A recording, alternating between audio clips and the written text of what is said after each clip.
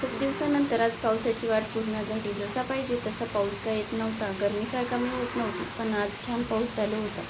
एवढा छान पाऊस चालू आहे आणि मी काम करत बसले होते. तसं तर पाऊस म्हटलं की आळस चढतो, कोणतंच काम करू वाटत नाही. पण हे अर्जंटचे कपडे होते शिवायचे आणि त्यामध्ये माझं लेकरू बघा कसं करत आहे. बाकी दुसरे कोणतेही कामं करत असताना ती एवढा त्रास देत नाही.